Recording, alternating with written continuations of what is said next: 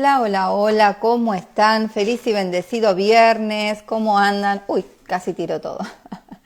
¿Cómo están? Bueno, acá aprovechando el feriado, aprovechando que el niño está en una pijamada, que tengo tiempito libre hasta dentro de un rato. Voy a pasar a leer un poquito del libro El hombre en busca de sentido, de Víctor Frank. Ya vamos, miren, ya queda muy poquitito. Así que calculo que queda esta lectura del día de hoy y un encuentro más, que no sé si será mañana o el domingo. Y ya terminamos este maravilloso, difícil de leer, pero maravilloso libro. Maravillosas las enseñanzas. Así que, hola Mile, ¿cómo estás, hermosa? Hola Cristina, bueno, hola a los que se van sumando ahora, los que lo van a ver después en diferido, sea por Instagram o por YouTube. Voy a dejar acá el nombre del libro para que sepan de qué estoy hablando cuando entran después. Muchas gracias a todos. Hola, hermosa.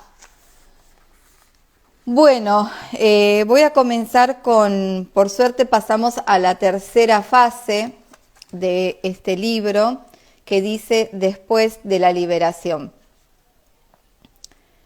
Y vamos a continuar con esta lectura. Dice: analicemos ahora, en la última parte del examen de la psicología del campo de concentración, las reacciones del prisionero después de su liberación. Para describir estas experiencias, que por fuerza han de ser personales, retomaremos la narración en aquel pasaje en que, tras varios días de gran tensión, al final se izó la bandera blanca a la entrada del campo. Al estado de ansiedad siguió una relajación total, pero se engañaría quien creyese que nos volvimos locos de alegría. ¿Qué sucedió? Con pasos torpes, los prisioneros nos agolpamos en la puerta del campo.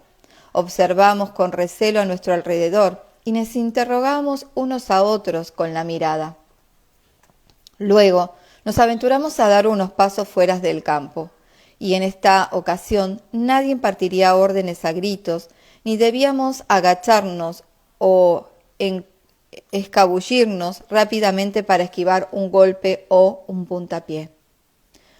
Oh no, increíblemente los guardias nos ofrecían cigarrillos. Al principio apenas los reconocíamos. Se habían apresurado a vestirse de civiles. Nos adentrábamos lentamente por la carretera que partía del campo. Enseguida notamos las piernas doloridas que amenazaban con doblarse. Pero nos repusimos y marchamos a trompicones. Queríamos ver por primera vez los alrededores del láger con ojos de hombres libres. Somos libres, nos decían una y otra vez, casi sin creerlo. Somos libres, decían. Habíamos repetido esa palabra tantas veces durante los años que soñábamos con la libertad, que el término parecía gastado y carecía de sentido. No penetraba en nuestra conciencia, no comprendíamos su significado, aún no creíamos que la libertad nos perteneciera. Llegamos a unos prados cubiertos de flores. Los contemplamos, pero no nos despertaban ninguna emoción. El primer destello de alegría se produjo al divisar un gallo con su cola de plumas multicolores, pero no fue más que un leve destello, aún no pertenecíamos a ese mundo. Al atardecer, al encontrarnos todos de nuevo en el barracón, un hombre le susurró a otro en tono confidencial: «Dime, ¿has sentido hoy alegría?». El otro contestó avergonzado, pues no sabía que los demás nos sentíamos de manera parecida. Sinceramente no. Dicho con toda crudeza, habíamos perdido la capacidad de sentir alegría y teníamos que volver a aprenderla lentamente. Lo que le sucedía a los prisioneros se denomina en psicología despersonalización. Todo parecía irreal, improbable, como un sueño. No podíamos creer que fuera verdad. ¿Cuántas veces habíamos soñado con la liberación, con la vuelta al hogar, con saludar a los amigos y abrazar a la esposa, con sentarnos a la mesa de nuestra casa y contarles todo por lo que habíamos pasado, los sufrimientos del cautiverio, incluso las imágenes del sueño de nuestra ansiada libertad. Durante años, el sueño de libertad se había desvanecido una y otra vez con el estridente silbato, la señal para levantarnos, y ahora el sueño se había hecho realidad. ¿Podríamos creer en él? El cuerpo desarrolla menos inhibiciones que la mente. Desde el primer momento se adoptó a la libertad recién adquirida y empezó a comer con voracidad durante horas y días enteros, incluso en la mitad de la noche. Es asombrosa la cantidad de comida que se puede ingerir, y si algún amable granjero de la vecindad invitaba a almorzar a un prisionero, éste comía y bebía café, y ese bienestar azuzaba su locuacidad y hablaba horas enteras. La presión que durante años había oprimido su mente, al fin desaparecía. Escuchándolo, se tenía la impresión de que necesitaba hablar, empujado por una fuerza irresistible. Conocí a algunas personas que habían sufrido un intenso pavor solo en un breve periodo de tiempo, por ejemplo, en un interrogatorio de la Gestapo, y me comentaron que experimentaban reacciones similares. Primero, se les soltaba la lengua y varios días después estallaba algo escondido en el interior y de pronto los sentimientos brotaban de lo profundo del ser, rompiendo la compacta barrera que los reprimía. Cierto día, poco después de la liberación, caminé kilómetros y kilómetros por un campo florido en dirección al mercado de un pueblo cercano. Las alondras se elevaban al cielo y se oían sus alegres cantos. No se veía nadie en varias millas a la redonda. No había nada más que el cielo y la tierra y el júbilo de las alondras, la libertad del espacio. Me detuve, miré a mi alrededor, después al cielo y caí de rodillas. En aquel momento yo sabía muy poco de mí y del mundo. No tenía sino una única frase en mi cabeza. En la angustia clamé al Señor y Él me contestó desde el espacio en libertad. No recuerdo cuánto tiempo permanecí allí de rodillas, repitiendo mi jaculatoria. Pero estoy seguro de que aquel día, en aquel instante, mi vida comenzó de nuevo. Fui avanzando poco a poco hasta volverme otra vez un ser humano. El desahogo. El camino que nos alejaba de la aguda tensión psicológica de los últimos días en el campo, de la guerra de nervios a la paz mental, no estaba exento de obstáculos. Sería un error creer que el prisionero liberado de un campo de concentración ya no necesitaba ninguna atención psicológica. Hay que considerar que una persona sometida durante tanto tiempo a una tensión psicológica tan tremenda sigue en peligro también después de la liberación, en especial si ésta se ha producido bruscamente. Este peligro, desde el punto de vista de psicohigiene, es la contrapartida psicológica de la aeroembolia. Así, como un buzo sometido a la presión atmosférica correría peligro si le quitaran de golpe la escafandra, el hombre repentinamente liberado de una tensión psicológica puede sufrir daños en su salud psíquica. En esa fase psicológica, la influencia de la brutalidad que había imperado en la vida del campo fue más perniciosa en las personalidades más primitivas, a quienes les resultaba más difícil sustraerse a esas experiencias. Ahora, al verse libres, creían que podían tomarse su derecho de usar la libertad sin sujetarse a ninguna norma, de forma arbitraria y sin escrúpulos. Lo único que para ellos había cambiado era que habían pasado de ser oprimidos a ser opresores. Se convertían en instigadores de la violencia y la justicia, y ya no eran víctimas.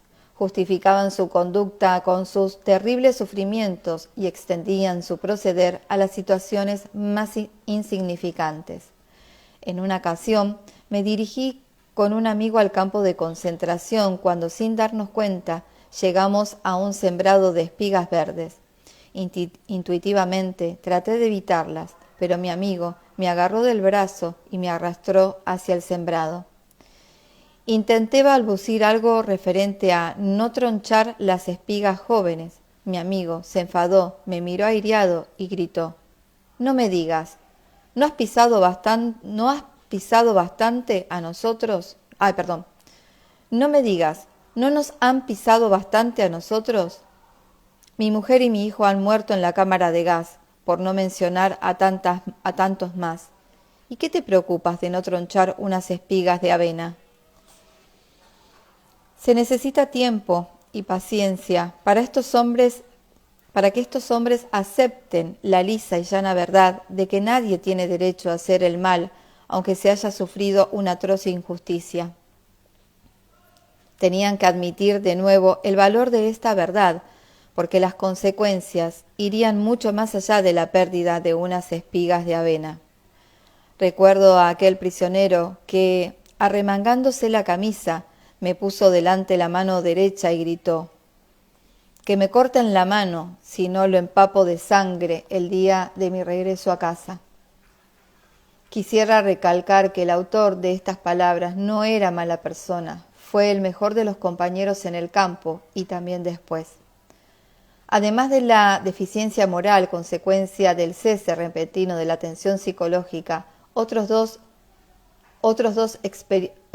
experiencias fundamentales amenazaban con dañar el carácter del hombre liberado: la amargura y el desencanto que sufría al regresar.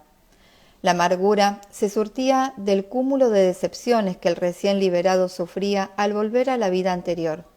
Se amargaba al comprobar que en muchas partes era recibido con nada más que un escogimiento de hombros y frases rutinarias. Ante estos lánguidos recibimientos se preguntaban para qué había sufrido aquellos horrores. Constantemente escuchaba expresiones estereotipadas del tipo: «No sabíamos nada, también nosotros hemos sufrido». ¿No tenían nada mejor que decir? La experiencia del desencanto es distinta. En este caso, el propio destino demostraba su crueldad, no el amigo, cuya superficialidad e insensibilidad disgustaban hasta el punto de desear meterse en un agujero y no ver nunca más a un ser humano. El hombre, que durante años había pensado que había tocado el fondo del sufrimiento, veía ahora que el sufrimiento no tenía límites, que todavía podía seguir sufriendo y aún con más intensidad.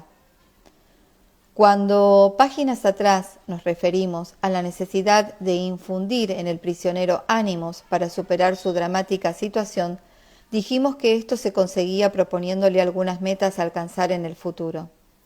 Era preciso recordarle que la vida seguía esperándolo, que un ser querido aguardaba su regreso con devoción. Y después de la liberación, algunos se encontraron con que no los esperaba nadie.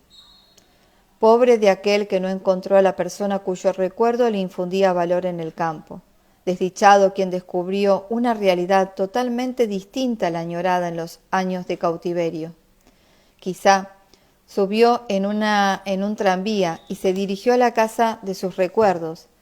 Llamó al timbre, como había soñado tantas veces en el Láger, pero no halló a la persona que debía abrirle. No estaba allí, nunca volvería. En el campo nos habíamos confesado unos a otros que ninguna dicha en esta tierra podría compensar toda la desgracia padecida. No esperábamos encontrar la felicidad, no era eso lo que infundía valor y sentido a nuestro sufrimiento, a nuestro sacrificio, a nuestra agonía, pero tampoco estábamos preparados para la infelicidad. Ese desencanto con el que se topó un número nada desdeñable de prisioneros resultó una experiencia muy dolorosa y difícil de sobrellevar, y también muy difícil de tratar para un psiquiatra. Pero eso no debería desalentar al psiquiatra, sino constituir un mayor estímulo. Transcurrido el tiempo, llegó el día en que, al volver la vista atrás, hacia la espeluznante experiencia del campo, a los prisioneros les resultaba imposible comprender cómo consiguieron soportar todo aquello. y del mismo modo que la liberación les había parecido un bello sueño, sentían ahora las atroces vivencias del campo como una lejana pesadilla. Después de describir la psicología del prisionero del campo de concentración, hemos de reconocer que salir de aquel mundo ignominicioso y volver al calor del hogar producía una maravillosa sensación de fortaleza interior. Tras haber soportado increíbles sufrimientos, ya no había nada que temer, excepto a Dios. Continúo un poquito con la segunda parte del libro, que dice Conceptos básicos de logoterapia. Muchos lectores de mi breve relato autobiográfico me reclamaban una exposición más explícita de mi teoría terapéutica, de modo que añadí a la edición original de un psicólogo en un campo de concentración un sucinto resumen de la logoterapia. Al parecer no ha sido suficiente. He seguido recibiendo peticiones para ampliar estos conceptos. Finalmente, en esta edición lo he redactado de nuevo, ampliándolos considerablemente. No ha sido un trabajo fácil. Transmitir al lector en un espacio reducido el contenido que ocupa en alemán 20 volúmenes es una tarea que desanima a cualquiera. Recuerdo a aquel colega norteamericano que en mi clínica de Viena me preguntó: «Dime, doctor, ¿es usted psicoanalista?» «No exactamente, más bien soy psicoterapeuta», respondí. «¿A qué escuela pertenece?» «Sigo mi propia teoría, se llama logoterapia». «¿Podría describirme en pocas palabras en qué consiste?» «Sí», dije, «pero antes, ¿podría usted definirme el psicoanálisis?» He aquí su respuesta. En el psicoanálisis, el paciente se tiende en un diván y cuenta cosas que no son agradables de decir. Su enunciado me dio pie a una improvisación.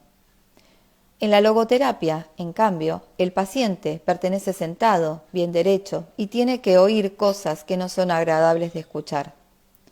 Dije esto, por supuesto, en un tono distendido, sin pretender esbozar una versión abreviada de la logoterapia. No obstante, esa simplificación se ajusta a la verdad. Comparada con el psicoanálisis, la logoterapia es un método menos introspectivo y menos retrospectivo. La logoterapia se dirige al futuro, es decir, a los valores y al sentido que el paciente quiere proyectar en el futuro. La logoterapia, ciertamente, es una psicoterapia centrada en el sentido. Se propone romper el círculo vicioso de los mecanismos de retroalimentación que tanta importancia tienen en el desarrollo de la neurosis. De esta forma, no se alimenta el típico egocentrismo del neurótico, sino que se quiebra. Sin duda, aquella definición improvisada simplifica muchísimo la logoterapia, pero es cierto que al aplicar la logoterapia, el paciente ha de enfrentarse con el sentido de su vida y confrontar luego su conducta con ese sentido. Por consiguiente, se trata de una definición válida de la logoterapia, en cuanto el neurótico pretende eludir su responsabilidad vital y despertar su conciencia al sentido de la vida, es el fundamento para sobreponerse a la neurosis. Explicaré por qué empleo el término logoterapia. Para designar mi teoría, logos es una palabra griega que denota sentido, significado o propósito. La logoterapia, también denominada Tercera Escuela de Viena de Psicoterapia, se centra en el sentido de la existencia humana y en la búsqueda de ese sentido por parte del hombre. De acuerdo con la logoterapia, la primera fuerza motivadora del hombre es la lucha por encontrar un sentido a su vida. Por eso aludo a la voluntad del sentido, en contraste con el principio de placer o voluntad de placer del psicoanálisis freudiano, como la voluntad de poder que enfatiza la psicología de Alfred Adler. La voluntad de sentido.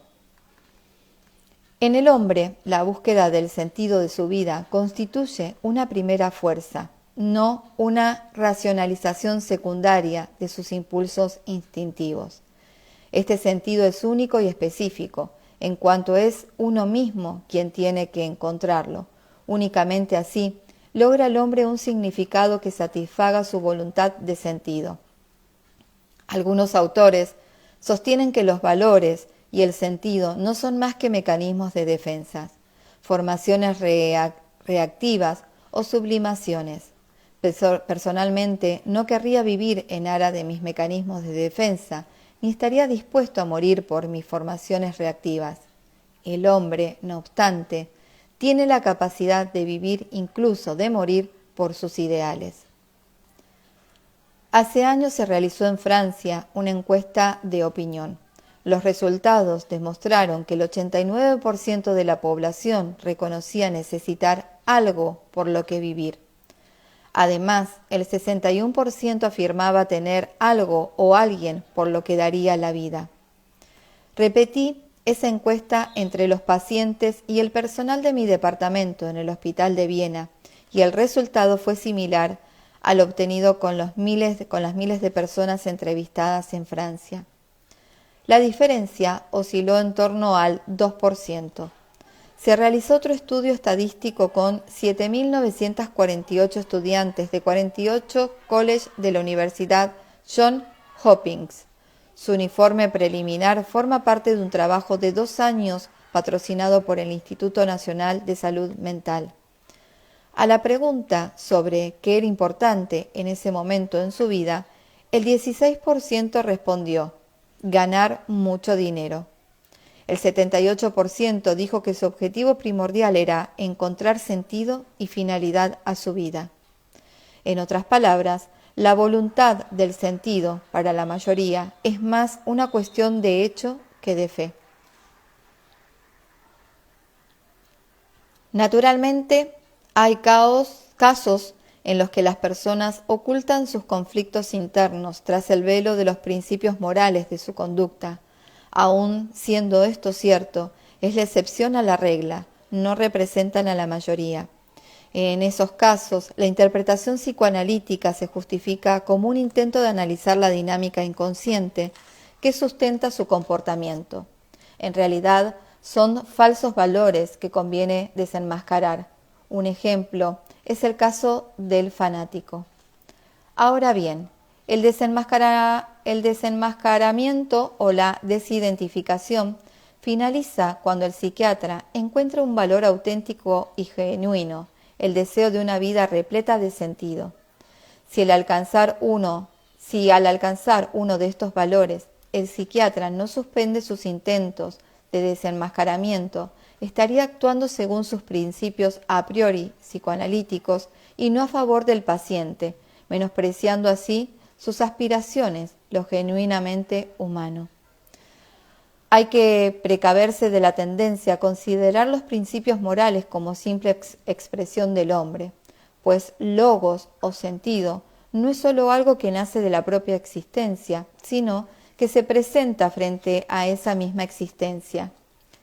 Si ese sentido que espera realizarse en el hombre no fuera más que la expresión de sí mismo, la proyección de un espejismo perdería inmediatamente su carácter de exigencia y desafío.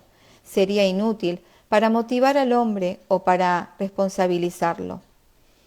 Estas razones se arguyen no solo respecto a la sublimación de los impulsos instintivos, sino también en relación con lo que Jung denomina arquetipos del inconsciente colectivo y que representan expresiones propias de la humanidad como un todo. Y es igualmente válido contra la concepción del existencialismo, que considera que los ideales humanos son meras invenciones. Según Sartre, el hombre se inventa a sí mismo, concibe su propia esencia, es decir, lo que debería ser o tendría que ser. Yo afirmo, sin embargo, que el hombre no inventa el sentido de su vida, sino que lo descubre. Qué hermoso. La investigación psicoanalítica en el campo, en principio es legítima. La cuestión estriba en la pertinencia de sus límites. La metodología de la experimentación nos recuerda que una investigación exclusivamente psicodinámica puede, en principio, mostrar o revelar las fuerzas pulsiones del hombre. Ahora bien, los principios morales no mueven al hombre, no lo empujan, más bien tiran de él.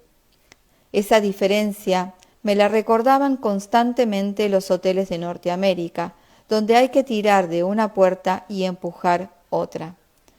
Si afirmo que el hombre se ve arrastrado por los principios morales, de hecho, se infiere que apelo a su voluntad, a la libertad del hombre para elegir entre aceptar o rechazar una oportunidad, dicho de otra manera, a la libertad para completar un determinado sentido o rechazarlo. No obstante, conviene dejar claro que en el hombre no cabe hablar de lo que se denomina impulso moral o impulso religioso, declarando así que el hombre se halla determinado por sus instintos básicos. El hombre nunca se ve impulsado a una conducta moral preestablecida, actúa en cada ocasión de una forma determinada, y además el hombre no actúa para satisfacer su impulso moral, silenciando así su conciencia, lo hace para lograr una meta con la que se identifica, o por una persona a la que ama, o por la gloria de Dios. Si actuara con el fin de acallar su conciencia, sería un fariseo, dejaría de ser una persona verdaderamente moral. Creo que hasta los mismos santos sirven exclusivamente a Dios, olvidándose de los actos que conducen a su propia santidad. De no hacerlo así, serían perfeccionistas, pero no santos. Cierto que, como reza el dicho alemán, la mejor almohada es una buena conciencia. Pero la verdadera moralidad es más que un somnífero o un tranquilizante. La frustración existencial. El hombre es capaz de malograr su voluntad de sentido, y en este caso la logoterapia habla de frustración existencial. El término existencial admite tres significados. 1. La existencia misma, esto es, el modo de ser específicamente humano. 2. El sentido de la existencia. Y 3. El afán de encontrar un sentido concreto a la vida personal, es decir, la voluntad de sentido. La frustración existencial también puede cursar en neurosis. A este tipo de neurosis, la logoterapia lo denomina neurosis noógena, por oposición a la neurosis en sentido estricto, la neurosis psicógena. La neurosis noógena tiene su origen en la dimensión noológica del griego nous, que significa mente, de la existencia humana, no en la dimensión psicológica.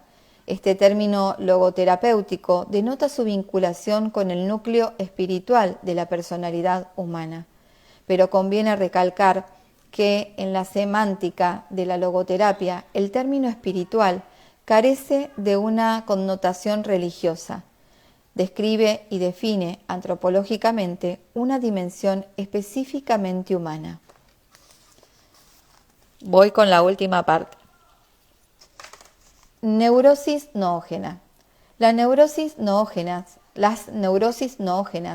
no surgen del conflicto entre impulsos e instintos, sino más bien de problemas existenciales, que en una formulación general podríamos calificar de espirituales, y en ellos se desempeña una función primordial, la frustración de la voluntad de sentido. Es evidente, por tanto, que la terapia más apropiada para las neurosis noógenas no es la psicoterapia tradicional, sino la logoterapia, una psicoterapia que se adentra en la dimensión espiritual.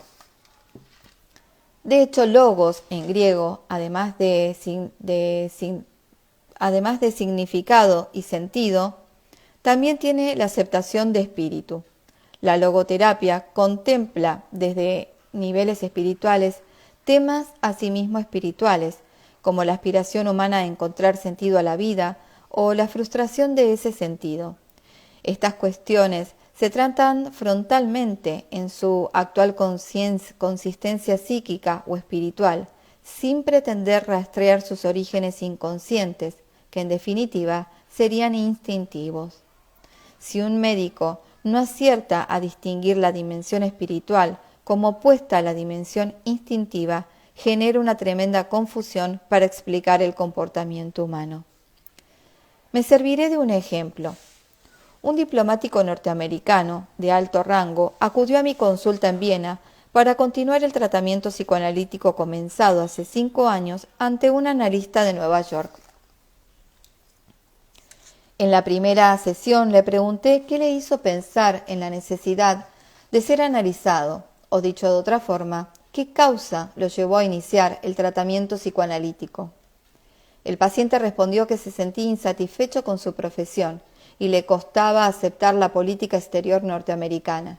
El psicoanalista había insistido en que debía reconciliarse con su padre y en que en el gobierno estadounidense y sus superiores no eran otra cosa que imágenes del padre. En consecuencia, la insatisfacción por su trabajo se debía al aborrecimiento que inconscientemente albergaba hacia su padre. En 5 años de tratamiento psicoanalítico, el paciente iba sintiendo mayor predisposición a aceptar esa interpretación, pero le costaba diferenciar la realidad entre la maraña de símbolos e imágenes. Después de unas pocas entrevistas en mi consulta, se hizo patente la frustración de su voluntad de sentido respecto a su vocación profesional y su deseo de realizar un trabajo distinto. Como nada le impedía dejar su empleo, finalmente se decidió a dedicarse a otra cosa, con resultados muy gratificantes. Según su última información, lleva 5 años en una nueva ocupación y está contento. Dudo mucho de que, en este caso, se tratara de una neurosis. Por lo tanto, sobraba cualquier psicoterapia o logoterapia. No era un paciente en el sentido clínico. De esta historia se deduce que no todos los conflictos son neuróticos y a veces es normal e incluso saludable cierta dosis de conflictividad. De la misma manera, el sufrimiento no es necesario un fenómeno patológico. Más que considerarlo un síntoma neurótico, el sufrimiento puede constituir un logro humano, en especial si nace de la frustración existencial.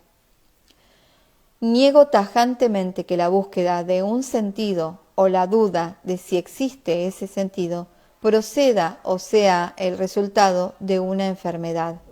La frustración existencial en sí misma no es patológica ni patogénica. La preocupación o la desesperación por encontrarle a la vida un sentido valioso revela una angustia espiritual, pero en modo alguno supone una enfermedad. Podría suceder que al interpretar la angustia como enfermedad, el psiquiatra se vea inducido a ocultar la frustración existencial del paciente con la administración de drogas tranquilizantes. Sin embargo, su función consiste en guiar al paciente a través de su crisis existencial, crisis que podría generar el crecimiento interior. La logoterapia entiende que su función es ayudar al paciente a encontrar el sentido de su vida. Por tanto, procede de un modo analítico al activar en la conciencia el logos oculto de su existencia. En este aspecto, la logoterapia se parece al psicoanálisis. Ahora bien, el intento de la logoterapia por recuperar los contenidos de la conciencia no se reduce a los hechos instintivos que conforman el inconsciente del individuo, sino que también lo fuerzan a avivar las realidades espirituales que inciden en la experiencia, como el potencial sentido de la vida o la voluntad de sentido. No obstante, cualquier análisis, aunque rehúse incluir la dimensión noológica en su práctica terapeuta, intenta que el paciente cobre conciencia del más profundo anhelo de su ser. La logoterapia difiere del psicoanálisis en la medida en que considera al hombre como un ser cuyo interés primordial consiste en asumir un sentido y a realizar un conjunto de valores, y no en la gratificación y en la satisfacción de sus impulsos e instintos, en el ajuste del conflicto interior generado por las exigencias del ello, del yo y del superyo, o en las luchas de adaptación y ajuste al entorno y a la sociedad. Bueno, hasta aquí, seres bonitos, voy a dejar la lectura de hoy. Leí bastante, creí que iba a leer un poquito menos. Pero bueno, saben lo que me apasiona a mí la lectura. Hola, mi amiguita Nuria. Ahora te voy a mandar un mensaje con unas fotos de algo que está sucediendo. Bueno, gracias a todos los que están viendo y escuchando esta lectura. Está teniendo muy linda repercusión en YouTube, así que les agradezco muchísimo por resonar con este tipo de lecturas que estoy poniendo al servicio y que ofrezco desde lo más profundo de mi corazón con mucho amor, con esta pasión que siento por la lectura. Así que me encanta compartir y compartirme y saber que están ahí y que bueno, va a ser recepcionada por quien así lo sienta. Así que muchísimas gracias. Estoy justo en un proceso de mudanza, con lo cual espero poder continuar así con las lecturas. En algún momento todo esto de acá atrás va a estar desmantelado y ya prontito, espero poder armar este espacio en mi nuevo hogar. Se han venido muchísimos cambios en este último año, los cuales los agradezco. Generan un montón de revoluciones, pero bueno, acá estamos conectándome con lo que más me apasiona, que es con compartir, con leer. Yo lo tomo sinceramente como una especie de meditación estos momentos, ¿no? Como un momento de conexión con lo que a mi alma le encanta. A veces me preguntan por privado, ¿cómo hago, no, para ser constante con las lecturas? Y bueno, que tengo tiempo, qué suerte. El tiempo me lo hago. A veces tengo cosas para hacer, pero es algo que disfruto tanto, que como les dije, es como un mimo que me permito, no sé, esta hora que quizás llevo acá en vivo, me lo permito. Y los invito a que se permitan dedicarse un tiempo en lo que más les apasione, en lo que les haga feliz, sea la lectura, el baile, el tejido, no sé, la jardinería, lo que sea, jugar con su mascota. Porque si no podemos disponer de nosotros una hora, estamos mal. Así que gracias, Clau, muchísimas gracias, hermosa, siempre ahí presente con tus mensajes. Gracias, hermosa, gracias, de verdad. Sí, la verdad que me apasiona la lectura y bueno, nada, desde que lo estoy haciendo en vivo siento que se multiplica mi felicidad por leer. Así que bueno, ahora sí, los despido. Muchísimas gracias. Hoy a las 3 de la tarde tenemos un nuevo encuentro con Vidal Jiménez, una nueva cápsula de un curso de milagros. Así que bueno, no se lo pierdan, a las 3 de la tarde hora Argentina, 20 horas hora España y 2 de la tarde hora Venezuela, si no me equivoco. Así que bueno, esténse atentos. Ya ahí dejé un recordatorio, así que si lo quieren activar, les avisa cuando es la hora.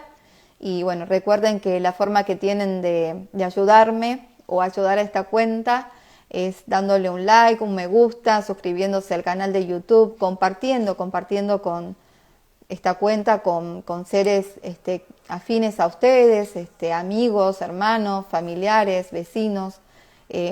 Como siempre digo, nunca sabemos a quién podemos ayudar con un pequeño videíto, con un pequeño mensaje, quizás replicado de cuenta en cuenta. Así que nada, ayudemos a que cada vez esto se siga expandiendo más y más y nada, tomemos conciencia del verdadero sentido de la vida, ¿sí? Que es vivirla. Así que gracias. Nos vemos a la tarde. Chau.